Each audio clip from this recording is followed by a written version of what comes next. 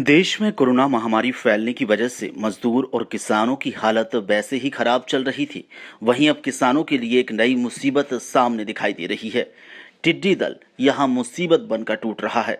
मध्य प्रदेश के रतलाम खंडवा से होता हुआ टिड्डी दल अब बैतूल में दस्तक दे रहा है। किसान और प्रशासन दोनों मिलकर टिड्डी दल से निपटने के लिए तैयार दिखाई दे रहे हैं।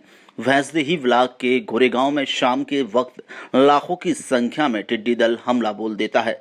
ग्रामीणों की माने तो यह टिड्डी दल पल भर में ही पूरी फसल चट कर जाता है।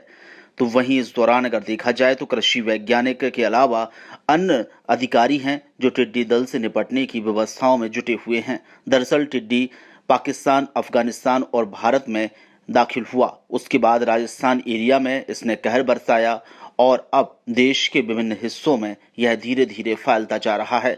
तो वहीं दवाओं का छिड़काव हो रहा है, स्प्रे किया जा रहा है, टिड्डियों को भगाने का जतन किया जा रहा है।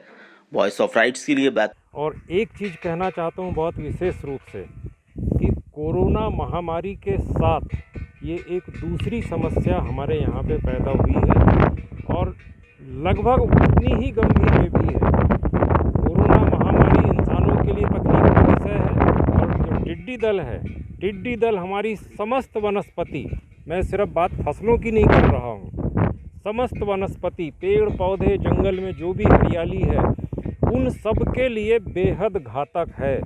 और आप जानते हैं कि वनस्पति हमारे जीवन का आधार है। अगर जंगल का एक पेड़ भी नष्ट होता है तो वो आपको एक अपूरणीय क्षति होती है। किस तरह से नुकसान पहुंचा रहे हैं? ये सर्वभक्षी है। जो टिड्डी दल है, इसके एक दल में अरबों की संख्या में टिड्डियां होती है, अरबों की संख्या में। इसका जो दल होता है वो कम से कम 2-2.5 किलोमीटर के व्यास में होता है और कई बार ये 8-10 किलोमीटर वर्ग किलोमीटर के क्षेत्र में भी होता है। तो उतने भूभाग में, जैसे अगर 2.5 किलोमीटर है तो 2.5 किलोमीटर के भूभाग में जो भी हरियाली होगी उसको ये समूल नष्ट करेगा, पूरी तरह से खा के बर्बाद कर देगा। अभी जो फसलें लगी है वो कौन कौन सी फसलें हैं? अभी इस समय गर्मी का मौसम है और सौभाग्य से 99% एरिया हमारा खाली है, फसलें नहीं है। कहीं कहीं छुटपुट मूंग है या गर्मी की आपकी मूंगफली है या कहीं छुटपुट मक्का लगी है।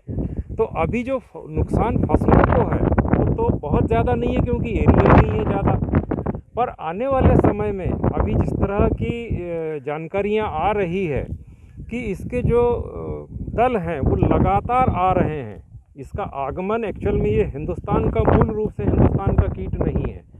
ये इस कीट का जो जीवन यापन है या जो इसका लाइफ साइकिल है, जीवन चक्र है, वो पाकिस्तान, अफ़गानिस्तान और राजस्थान का कुछ एरिया जहाँ मरुस्थल है वहाँ पे इसका जीवन चलता है। पूरे साल बच्चे पैदा होना, अंडे देना वहाँ चलता है। वहाँ से कभी कभी आंशिक रूप से ये राजस्थान के मैदानी क्षेत्रों में जहाँ फसलें आता था, पर इस साल चूँकि प्रकोप ज़्यादा गंभीर है तो ये मध्य प्रदेश में बैतूल तक आ चुका है। और चिंता का विषय ये है कि नए नए दलों का आगमन अभी रुका नहीं है। इनका आगमन रोकने के 2-3 तरीके हैं। भगाना तो इसका एक तात्कालिक लाभ है कि आपके खेत में या आपके गांव में, आपके एरिया में जहां ये आया है, जहां इसने डेरा डाला है, अगर वहां पे आप आवाज़ करेंगे, धुआं करेंगे तो ये वहां से भागेगा, पर ये इसका इलाज नहीं है। ये तो ये हुआ कि आपने भाई गोरेगांव वालों ने पूरा अभियान चलाया, भगा दिया तो आमला में चला गया, आमला वाले भगाएंगे तो कहीं और चला जाएगा।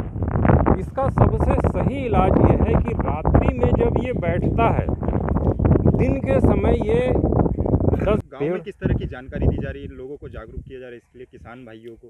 गांव में जागरूक ये कर रहे हैं कि सबसे पहले तो इसको वो समझे, इसके गंभीरता को समझे कि अगर ये इसके ऊपर गांव के लोग अगर ध्यान नहीं देते हैं तो ये एक अपूरणीय क्षति छोड़ के जाएगा, आपके तमाम वनस्पति को नष्ट करके जाएगा। कितना % नुकसान हो चुका है यहाँ पे? अभी तो जो मैं देख रहा हूँ इसमें बहुत आंशिक नुकसान है, 5%, 10%, इससे ज़्यादा नुकसान अभी मैं नहीं देख रहा हूँ। तो कितनी की तादाद में यहाँ से निकल रहे टिड्डे? ये तो करोड़ों की संख्या में, ये करीब 2.5 किलोमीटर के वर्ग किलोमीटर में है ये दल, जो मुझे अपने कृषि विभाग के अधिकारियों ने बताया है कि 2.5 से 3 किलोमीटर के एरिया में ये है और ये इससे 4 गुना 5 गुना बड़ा भी हो सकता है।